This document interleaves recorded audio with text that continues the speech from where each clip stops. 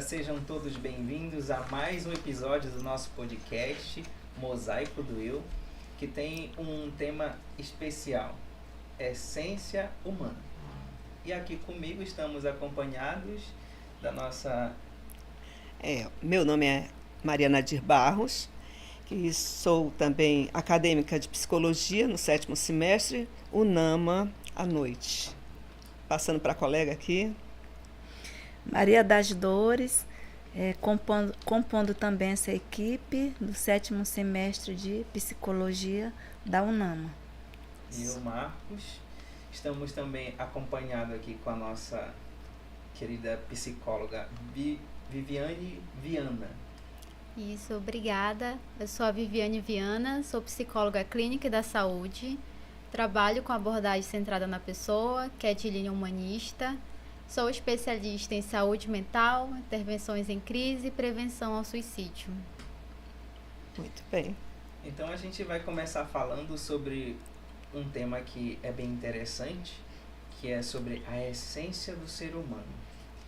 A gente vai falar um pouquinho sobre a abordagem ACP, voltada à terapia humanista, e a gente tem algumas perguntas que a gente vai conversando ao decorrer do nosso podcast. Viviane, como é que você define a abordagem ACP e como ela se diferencia das outras abordagens? Inicialmente eu vejo a ACP não como uma abordagem unicamente de psicoterapia, mas como uma abordagem que pode ser usada em vários contextos, na saúde, na hospitalar, na educação, na clínica também. Então é uma abordagem que ela não é só uma teoria, mas ela é um jeito de ser. Ela é proposta por Carl Rogers e ele fala sobre algumas atitudes que estão inseridas na abordagem, que é a atitude do terapeuta, questão da empatia, consideração positiva incondicional, a congruência. Então essas atitudes, o terapeuta, a pessoa ali, ela incorpora e ela consegue adotar em vários ambientes. E um dos principais fundamentos é a confiança na pessoa, no potencial da pessoa.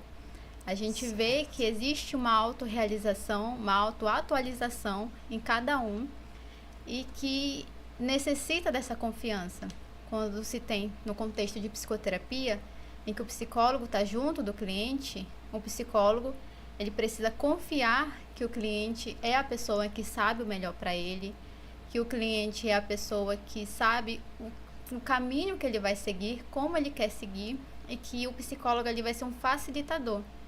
Então, eu vejo a ACP dessa forma, e eu vejo que ela se diferencia das outras abordagens, por não ser necessariamente uma abordagem que utiliza uma técnica, ou que utiliza ali um conceito de estratégia, por exemplo, mas que é uma atitude frente a alguém, e que vai adaptar conforme a pessoa, conforme ali o contexto, e existe muito uma relação.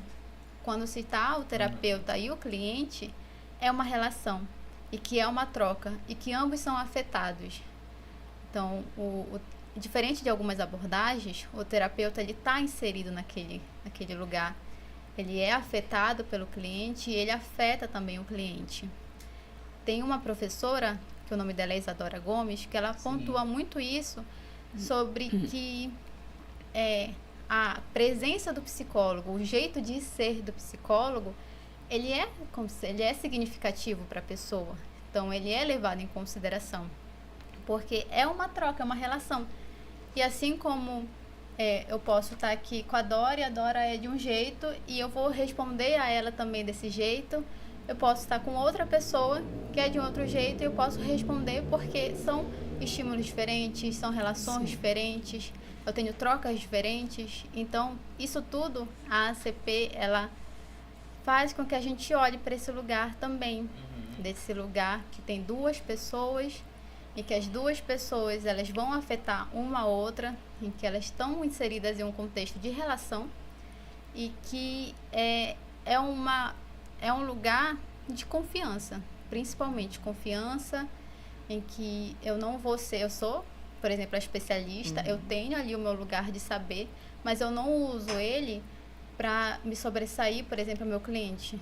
pensar assim, não, você está me falando, mas eu, como especialista, eu na minha experiência, vejo que é desse jeito. Certo. Eu volto para a pessoa de que entendo o que você está falando, eu compreendo, me conte mais, eu quero entender a partir da sua perspectiva, como é que você compreende, e não o que eu sei. Exato. Aí eu vejo dessa forma, a CP sendo desse jeito, e como ela se diferencia de algumas abordagens dessa maneira. Então, nesse caso, já contempla aí o papel do psicólogo humanista dentro do contexto de trabalho, não é? Isso. O psicólogo humanista, ele está numa postura de facilitador. Então, Sim. Eu, como psicólogo humanista, eu estou ali para facilitar o processo de alguém, para Certo. compreender essa pessoa, para ter uma empatia, para ouvi-la. Então, no contexto, assim, né, um exemplo assim, de prática, em que está ali no trabalho, por exemplo, eu já fui psicóloga educacional, Sim. e aí eu fazia alguns atendimentos com os funcionários da escola, com professores, Entendi. e aí eles vinham muito perguntar sobre algumas intervenções com as crianças. E aí eu vinha com eles para facilitar esse processo deles, né? Tipo, Correto. estou entendendo que você está tendo essa postura por conta Isso. disso, que você está buscando o seu melhor. Então, eu sou alguém que vai ouvir esse profissional e eu vou facilitar com que ele traga a voz dele, com que ele, assim, tenha essa confiança no trabalho dele, Sim. e que a gente possa juntos, eu possa estar ali com ele, construindo algo que faça sentido para ele, para essa pessoa. Então, o papel é ser esse facilitador, ser esse alguém que vai estar ali para dar suporte, que vai trazer essa escuta e a voz da pessoa como, enfim, essa pessoa que está como principal dentro dessa dinâmica em que ela está trabalhando. Perfeito. Vamos, Marcos, Então, sua vez. só para esclarecer mais um pouco, não existe aquela relação entre o ser psicólogo diferente do ser paciente e o ser cliente. Não. Na prática, existe porque é a cadeira que a Sim. gente senta, né? Sim. Mas naquele momento da relação não existe isso, porque eu tô ali com alguém e essa pessoa, ela pode trazer coisas que eu não sei, né? Ela pode até estar ali numa posição em que muito específica, em que eu tenho que fazer esse esforço para estar ali com ela também. Então, não seria como se eu sou o profissional e você é o cliente. Eu sei o que eu estou fazendo e o que eu estou falando e você vai me ouvir. Não é isso. É uma relação onde eu sou profissional e eu vou te ouvir. Sim. E eu vou te ouvir e eu vou te ajudar a você se ouvir também. Então, não há uma hierarquia.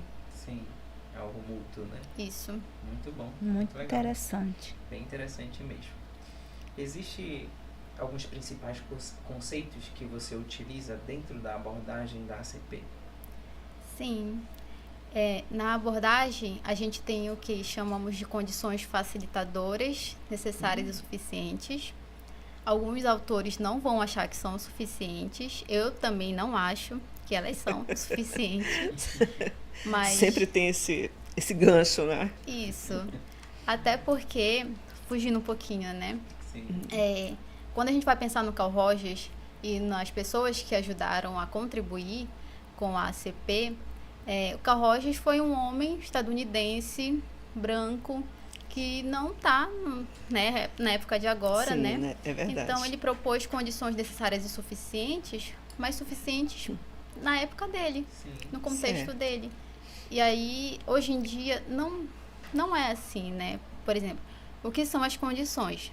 São que as duas pessoas, elas estejam ali em contato uma com a outra, que elas se percebam, que essa pessoa que é o cliente, que ele esteja em um processo de vida onde ele queira ajuda, onde ele queira estar ali com o objetivo a demanda que ele tiver, que ele leve até o psicólogo, que o psicólogo esteja congruente, ou seja, que ele tenha certeza ali do que ele está sentindo, do que ele está fazendo, que ele tenha o aparato dele científico, metodológico também, que o terapeuta tenha uma empatia, que ele tenha uma consideração positiva e incondicional, que o que é eu buscar entender a pessoa pelo o que ela está me trazendo. eu não preciso concordar com o que ela está me trazendo. Sim, Mas eu preciso buscar entender o porquê que ela está me trazendo isso. Por que que ela vê dessa forma. estou entendendo. E aí, por último, é que a pessoa sinta essas atitudes. Que ela minimamente sinta que eu estou fazendo todo esse movimento para entender ela. E hoje em dia eu vejo que são as atitudes bases, mas não são suficientes porque eu preciso de algo além. Eu preciso me atualizar, eu preciso ter assim um letramento, buscar entender o contexto. Eu sou uma mulher, eu sou branca, eu sou cis, então eu não vou saber a vivência de uma mulher trans, por exemplo, de uma pessoa negra, de uma pessoa com deficiência. Então eu ter só essas atitudes não é o suficiente. Eu preciso entender os direitos que ela tem, situações que acaba passando pela vida dela. Porque se eu for só com as atitudes e não tivesse preparo antes, eu vou acabar sendo só alguém que vai estar só ali. Vai ser mais uma pessoa. Isso, até porque a diversidade, né, existe muita contradição aí entre o pensamento de cada um, né, esse preconceito na realidade de cada um, não é verdade?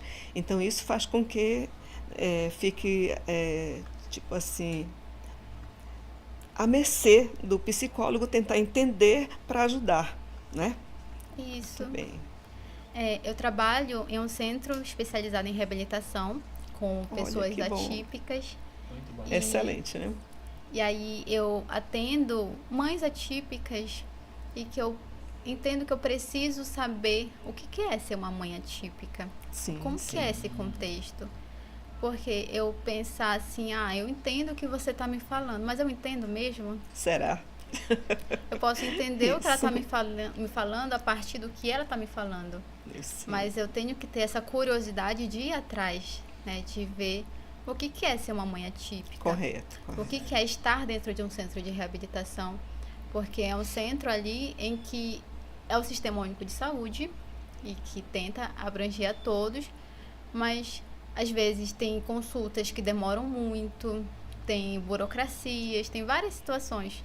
E que se eu for só me basear nessas 6 atitudes e não me aprimorar, e não ter ali um crescimento de cidadania, eu posso ter ser só alguém ali que vai estar repetindo coisas que essa mãe já escutou de diversas outras pessoas. Verdade. Mãe, a senhora tem que entender que é assim, sendo que é muito mais complexo. Então é tentar compreender o ser humano na sua essência, naquela subjetividade dele, independentemente de todo aquele contexto que ele está inserido, das opiniões dos outros, ou o que a sociedade pensa sobre ele. Isso. Quando a gente está com a pessoa, a gente tem que ter um interesse genuíno na pessoa. E é uma coisa que não dá pra gente fingir. Então, a pessoa está aqui e aí, digamos, um exemplo, digamos que eu esteja trabalhando com uma dessas mães. Sim. E essa mãe, ela fala, eu não consigo compreender o meu filho, eu tenho muita dificuldade, às vezes eu me aborreço e eu bato nele. Eu sou terapeuta da criança, né? Mas aí eu posso pensar por um lado, mas não pode bater na criança, Sim. porque acaba sendo uma violência e tudo mais. E olha o ECA, hein? Isso. Existe Olha toda aí. uma estrutura, né? E de fato, o bater, ele não ajuda e ele acaba prejudicando também. Isso. Mas aí eu tiro esses julgamentos para entender essa mãe. Por que a senhora está batendo, né? Por que a senhora está tendo esse excesso de raiva? O que está acontecendo? Então, eu não vou ali para julgar ela, para chegar com ela e falar. Eu posso falar isso, inclusive é o meu papel orientar, Certo. mas antes de tudo, entender o lugar que ela está me falando, o que ela está me falando. E por mais que tenha várias outras pessoas que vão julgar, que vão criticar, eu não posso ser essa pessoa que vai julgar e criticar, porque ao mesmo tempo que eu tenho que orientar, eu tenho que ajudar ela a entender o que eu estou orientando. E para fazer isso, eu preciso acolher ela. Isso está ali. A hora da angústia, né? Daquele sofrimento, ela acaba batendo, né, na criança mesmo, amando o filho, né? Mas acaba... Isso.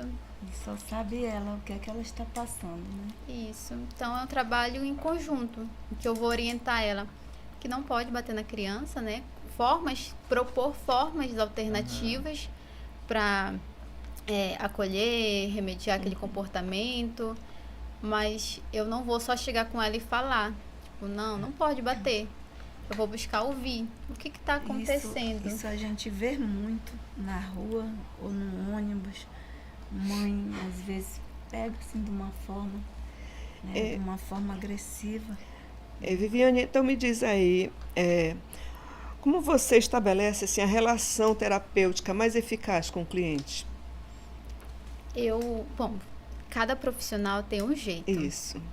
E aí cada um vai ali ter a sua forma de construir esse vínculo.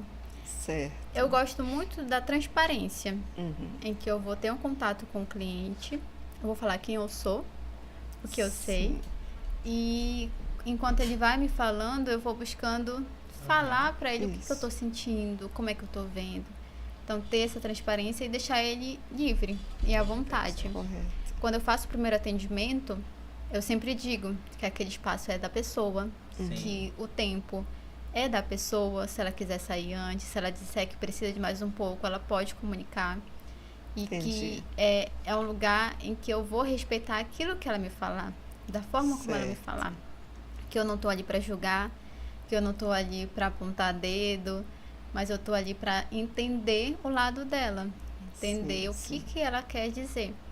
Então, eu tento trazer esse vínculo, construir esse vínculo muito com esse diálogo, com essa transparência. Quando ela me fala alguma coisa, e aí eu sentia que bateu em mim de algum jeito. Aí eu falo, olha, eu senti assim, como é que chega aí pra ti? O que isso que eu senti faz tu perceber com o que tu me falou, ou algo nesse sentido?